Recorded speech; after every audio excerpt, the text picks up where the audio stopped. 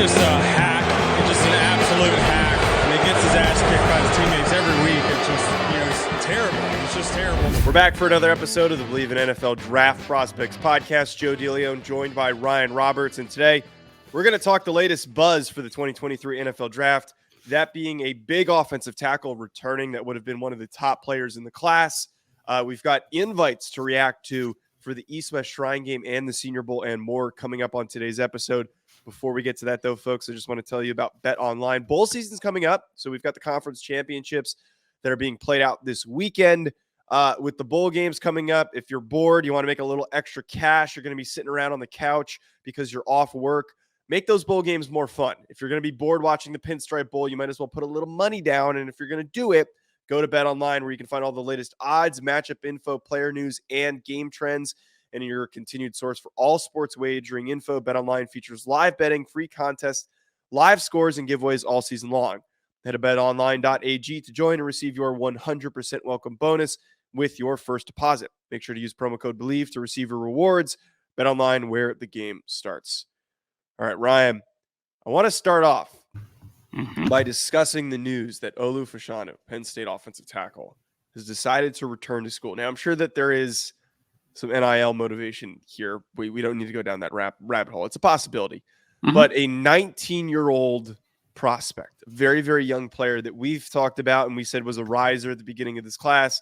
Some considered him to maybe even be tackle one or at the very least one of the top tackles drafted in this year's class with a very thin tackle group. So just off the bat, like, what were your thoughts about this when you saw that he was returning? I mean, it was interesting because I think there's two layers to this conversation, right? One, I think he would have been the first offensive tackle off the board. I do. Because I think that Paris Johnson Jr. took a nice step forward. He's a really good player, obviously.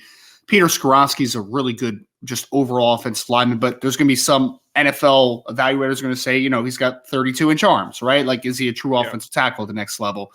Fashanu, from a size, length, athleticism perspective, and a core strength perspective, he has all the tools to be a true blindside protector at the next level. So I do think that he would have been the number one guy off the board. And I know that, like, I respect Dane Brugler a ton from The Athletic. He's incredibly plugged in.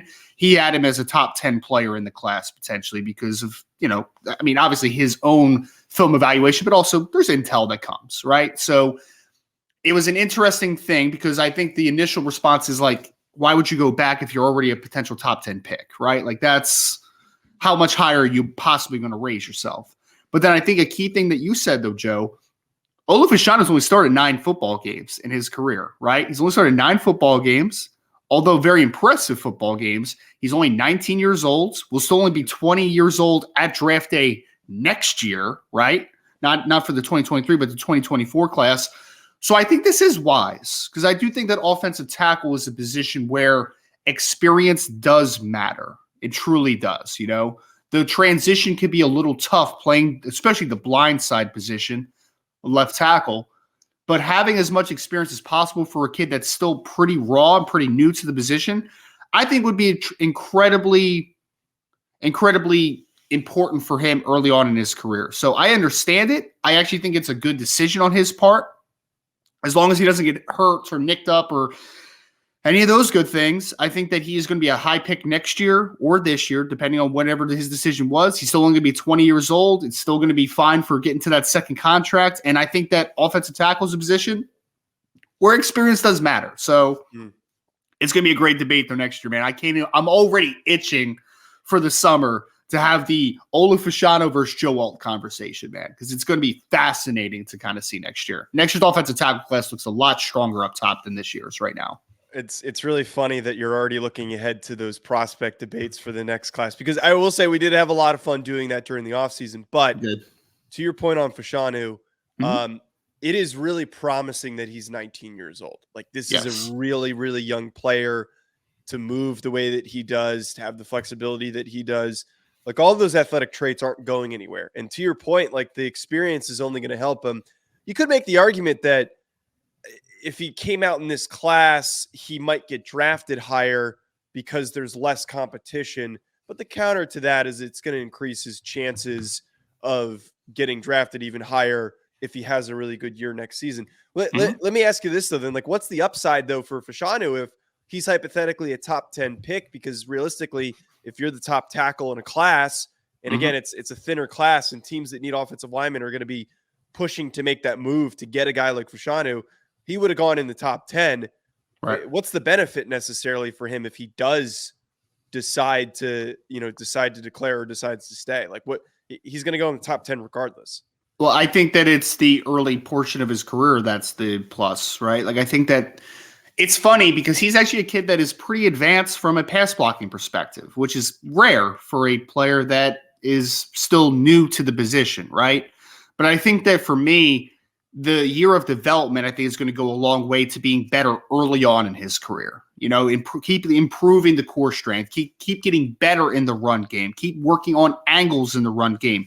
Because right now he's a really good pass protector, but the run blocking is average, right? Like average to below average at points. He's not a great run blocker right now.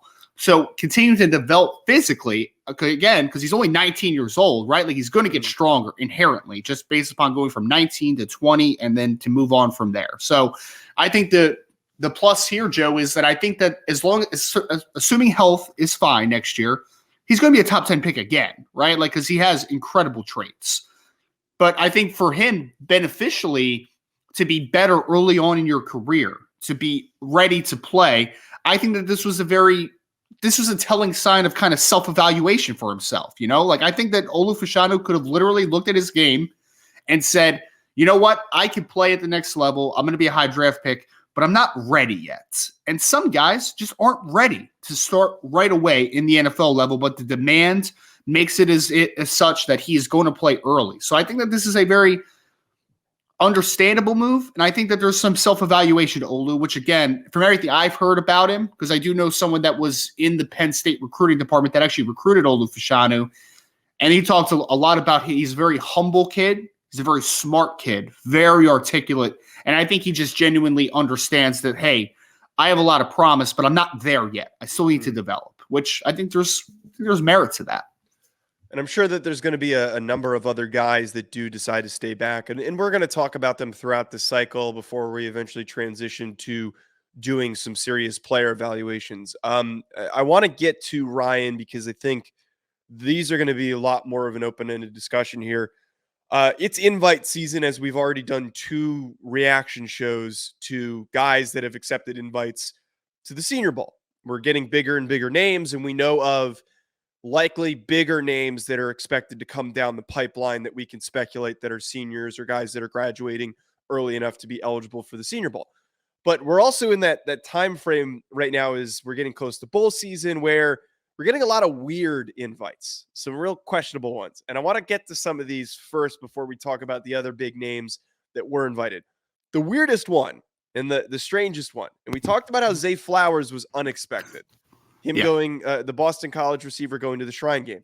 But this one's even stranger than that. Ricky Stromberg, the Arkansas center, is going to be a Senior Bowl, an East-West Shrine Game participant. The even stranger part about this, to parallel him with somebody who we talked about as the second center in the class behind Stromberg, Jarrett Patterson, the Notre Dame center, is going to be going to the Senior Bowl. So we've got center 1 going to the Shrine Game, center 2 going to the Senior Bowl. It's a little odd. And there's speculation of why that's happening. We're not going to get into that, but your thoughts on the Stromberg to the Shrine Bowl decision? I think, and I'm going to be like, look, we're in a subjective world, right? So we don't know how Ricky Stromberg is going to be on the next level. I happen to believe that he's the best center in the 2023 NFL drafts. And I've been very upfront about that, and I'm going to continue to be upfront about that because I have seen nothing on film in 2022 that tells me that isn't a fact, right? But I do think that there are some misevaluations in the draft at times. I've made a ton. I know you've made some. Everybody makes the misevaluations, right? I personally think that this is a misevaluation by the Senior Bowl as of right now. Could they end up giving him an invite, kind of working more closer to the date? I think it's possible. But right now, I mean, Jim Nagy was very forthcoming that he thinks that they had the Oregon center, whose name's escaping me right now. I can look it up because we have No, I have my sight up, Okay. Joe. Okay. Relax. All right. Just kidding. So Alex Forsythe is the center from Oregon. Yes. Who's a senior. And Jim Nagy put it on Twitter for everyone to see that they had him rated as their top center in the 2023 NFL draft class, which I don't think anybody else on the media side shares that. But again, no, Jim's incredibly plugged in, right? So that tells me there's a lot of NFL teams that share that same sentiment, right? So I think it's a misevaluation because I think that just straight up Ricky Stromberg's a better football player. But we'll see how everything works out. We'll see how players transition to the next level. We'll see if, maybe Stromberg eventually gets that invite. It's possible. But as of now, I would say that this is the biggest victory so far for Eric Galko and the Shrine Game. Because whether it's a misevaluation or a misevaluation on either side or whatever the case might be behind the scenes that led to Stromberg being a Shrine Bowl invite and acceptee, I think that they got the best center in the draft in Las Vegas. So hats off to their crew because I think that Stromberg's going to do tremendous out there. I still think he's going to be a tremendous football player on the next level. I think that I don't know what I'm missing with Ricky Stromberg because I watch him and I'm just like, the kid's good, man. Like he's a good football player. So we'll see how it works out, I guess. I don't mean to stir shit in any direction here. I don't think that. Sure you don't. You're clickbait Joe, man. What are you talking about? Shut up. I don't think that this necessarily was a pure misevaluation, and it was more so, and we've talked about this before. Galko is trying to compete, and everyone knows this. Galko is trying to compete with the Senior Bowl. He is trying to make the Shrine Game as comparable of an all-star game to the Senior Bowl. And the way that you do that is you get top players at their position. So I'm going to argue that Zay Flowers was one of the top receivers in this year's class, and we're sitting here telling you that Ricky Stromberg is the number one center in this class. So I think this kind of falls into that. You're talking about this is a huge win. I think that they made a heavy push to get Stromberg and that they really, really wanted him. And they knew that this would be a really big win for them, especially because the center class is pretty strong this year.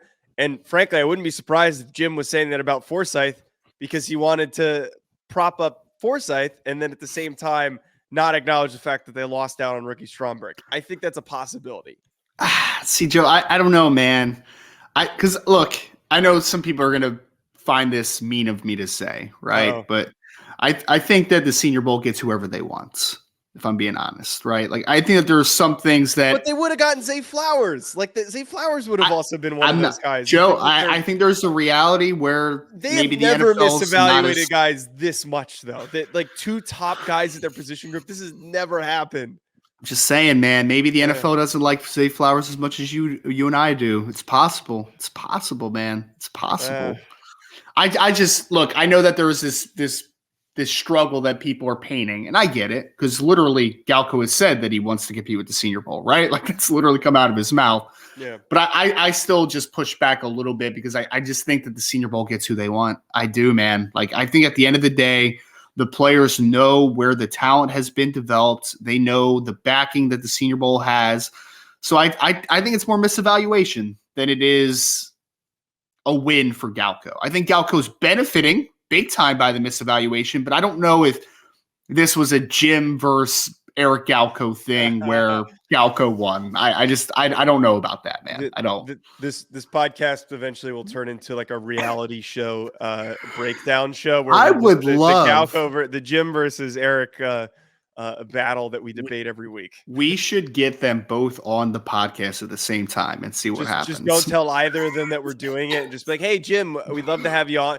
I feel like start recording before we even let them in, and then Well, Eric's been great. He joined a Twitter space that we did, and he was great. I'm going to say this. Jim's not going to listen to this episode. I don't think Jim likes us. I don't think Jim's going to ever come on because you and I both have gotten into it with him on Twitter. So I don't think that's very likely that we can get Jim on. I think Jim secretly loves me. It's just that me and Jim, I think, have similar personalities, which rubs him the wrong way. So it's possible. Because I'm a dick, and I'm fully aware that I'm a dick. So you and me have similar personalities, and we get along great. Do we? Yeah, we're both. You curse at me off air all the time, but all right. That is true. Ryan, speaking of Yes. some of these guys that the NFL likes that we're maybe not as in tune with, Oh my God. I'm Clayton leaving. Toon, Houston quarterback, received the Senior Bowl invite. And I saw that one and I texted you and I'm like, what? This has to be one of the weirdest invites because there's like a really good group of senior quarterbacks. There's a lot of senior quarterbacks compared to last year. There's a huge group of them this year. And I guess if you kind of throw into the possibility that DJ Uiagalelei doesn't declare and he enters the transfer portal, which I don't have a scoop on this, but I personally believe there's a really strong possibility of that happening the way that his season has ended, the way that the past couple of weeks have gone for him. But regardless, apparently the NFL likes him, and I was pretty stunned by this. This felt like one of the most random invite. The main reason why this feels so random, Brian, any other position group, it's different, where you have like enough roster spots where it's like, oh, if this is the last tackle invited, he wasn't somebody I was expecting, but maybe he's somebody that we didn't know that the NFL really likes and we don't know enough about him. Quarterbacks, it's really different. There is a very limited amount of space for these quarterbacks. So for Toon to get the invite over some other guys is really interesting. I mean, I guess my main question would be this, Joe. Look, I haven't dug into Clayton Toon's 2022 film much. I watched their offensive tackle, Patrick Paul, who I know is draft eligible a little bit during the season, but like I haven't watched Toon enough, right, to have like a real opinion.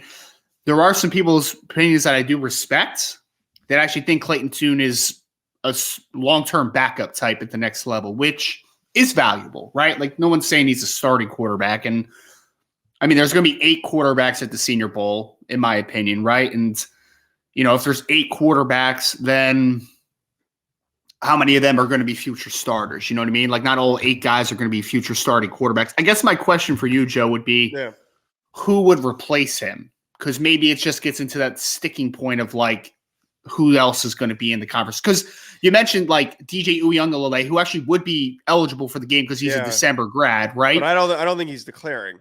Right, exactly. Well, so like my point is though, is that a couple of those guys that could be participants in that game, if they do declare for the draft, may go back to school. Like what if Michael Penix goes back to school, right? What if DJ Uiagalelei goes back to school? Like there's a few guys that I think Phil Dracovic just went back to school, right? Like all these guys. And Spencer Rattler's probably also going back to school as well. Wait, right. I just want to really quickly check. Have any other quarterbacks accepted invites except for Toon? Is Toon the only quarterback? Tyson Bagent has accepted an invite, and so has those are the only 2 that have accepted officially at this point. So I guess my question would be this, Joe, right? So Hendon Hooker's hurts. He's going to be he's out of the equation. He's going to be a Senior Bowler, but they're going to have somebody to replace him because he's not going to be eligible for the game, right? Yes. My next question would be, okay, maybe there's a couple juniors that will have the Senior Bowl eligibility. We don't know 100% who those guys are yet. Bo Nix is a lock. Bo Nix will accept at some point as long as he declares. He has another year of eligibility, so we'll see. Right now, the only guy that I know has accepted a All-Star game invites for sure. I mean, there's other guys that have been invited, obviously, but the only guy I know is that Aiden O'Connell is accepted a Shrine Bowl invite, right? So do you want Aiden O'Connell over Clayton Toon? I mean, I guess Stetson I don't know Stetson about Bennett. You want Stetson Bennett over Clayton Toon? Do you want Dorian Thompson-Robinson over Clayton Toon? Like, so Will Levis is also somebody who's probably he'll be there. That invite. He'll be there. I mean, O'Connell, I don't think wasn't that great enough to really get thrown in there.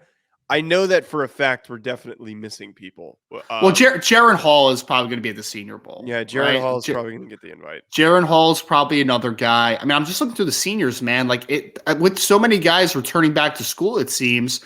I just think there's some guys that, like, okay, Talia Tagovailoa. Is he a guy that's going to enter and maybe be a guy? Sam Hartman's a guy that might enter the transfer portal. He might use his 6 year of eligibility. I just think there's lack of guys because so many guys are going back. How about Max Duggan? Is Max Duggan going to go back to school? I feel like Duggan probably won't, just based on like you kind of have to ride the momentum there. I have 2 names to throw out there for you. KJ Jefferson, which we don't know for sure what his Isn't he a junior? Isn't he a junior? Is he? I think he's a junior. Yeah, he's a fourth-year junior, so if he's graduated, he could potentially. Right, be I in the feel like game. he's been there Yes. forever. What about Yeah. Jaden Daniels? Jaden Daniels might go back to school as well. He's another guy that LSU apparently he might be able to go back. And then Spencer Sanders just entered the transfer portal. Or he's going to enter the transfer portal. So I think we're running out of options. A lot of guys are choosing to go back to school, which makes it tough, you know? Right. It's less to do with I don't think he's deserving and more to do with like I had no idea that he was that much on the Senior Bowl's radar. Yeah, it is a little funky, man. Because I mean, again, like you said, Bo Nix will definitely be at the Senior Bowl as long as he 100% comes out because he does have an extra year. After that, man, you're going into like some ugly territory of the Spencer Petruses of the world, the Tommy DeVitos, Emory Jones, like let's not play Braxton Burmeister, Jack Plummer. Not great, man. There's a lot of there. So yeah, there's a lot of question marks. Yes, we do have confirmation on some offensive linemen that have accepted invites and guys that we evaluated during the offseason in Blake Freeland and Nick Breaker. To wrap up, I want to just talk about those guys who they made a lot of sense getting these invites. And we talked about how high upside they were this year. I think that Ole Miss and BYU just overall underwhelmed a little bit for those expectations. Just from like your thoughts, do you think Breaker and Freeland took that maybe like a progressive step forward, or do we still kind of sit on our same projection as we had? I think that Freeland took a really nice step forward the second half of the year. I don't know, Joe, I don't know if you've seen some pictures of him, man, but he filled out this year. He looks, and that was massive. The big concern that I had was his lower half just being so thin compared to his upper body. You need to look up a picture of him, Joe, because he got substantially bigger. I mean, he was listed before the year at about 6'8", 307 pounds with 35-inch arms. I'd be shocked if he's not 320 plus right now, man. He looks massive. He's got near 7-foot wingspan. Everything there is for Blake Freeland, excuse me. He's a fourth-year senior. So again, he'll be Senior Bowl eligible, and I know he's going to the Senior Bowl now. But the cool thing about him is, despite him only being a senior and being at the Senior Bowl, Joe, he's still not even 22 years old. He's only 21 still, which is awesome because he's developing. Former high school tight end, quarterback who was a track athlete, was a really good thrower, javelin, discus. So I think he took a step forward. I do. I think his thing, like your point was always a good athlete, was always super long, was always coordinated, but the power profile needs to keep getting better, needed to keep improving. So I think Freeland took a great step forward. I think he's going to do really well at the Senior Bowl because he's a pass blocker right now, man. Still developing as a run blocker, but pass blocking wise, he's going to be a difficult guy to get around. So I think those reps at the Senior Bowl one-on-ones are going to be big time. And Nick Breaker, Breaker was a cool story, Joe, because he was a left tackle at Ole Miss his entire career. And then he moved inside the left guard this year. And it's way better for him. Yes. I mean, physically, because let me pull up his numbers real quick, but he is a not lengthy guy at all. Very so Nick Breaker, individual. He's like 6'4" was his height, but I don't know what his arm length was. But I do recall that was one of the things that we talked about, is that potential bump inside was inevitably going to be a lot better for his future. Yeah, and I was trying to look the verifieds, but I know off the top of my head, because I don't have it in front of me, he was 6'3" and like 7/8, so sub 6'4", 32 and sub-odd inch arms. So he just has no length, right? So they actually, I think Lane Kiffin and that offense did him a great service because he was a really good left tackle for them. So they could have just left him out there, been like, you're good, brother. Just stay out there, do what you do. But I think they helped his draft projection a lot by moving him inside, seeing the reps at guard, seeing what it looks like. And I thought he had a good season. Were there some inconsistencies for first time playing guard? For sure. But that's to be expected. All I know is that Nick Breaker has shown that he can play tackle. Although he's not going to start there in the NFL, he could get you out of a game potentially. And now he has projection to play inside a guard. I actually think he could play center as well on the next level if a team wanted him to do that. So I think he has position flexibility. The versatility, I think, is big time for him. And I think that he's going to be a really solid mid-round pick that is going to make money in the NFL for a long time. Could develop into a starter, but yeah, I like Nick Breaker for what he is, no doubt.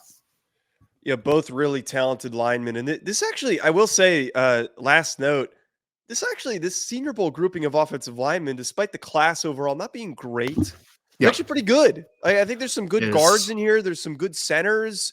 It's a very underrated grouping that we have, and I think that like we were not optimistic about the Mhm. offensive linemen when we did our offseason evaluations. Well, the offensive tackle group that I have in front of me that are Senior Bowl guys for sure.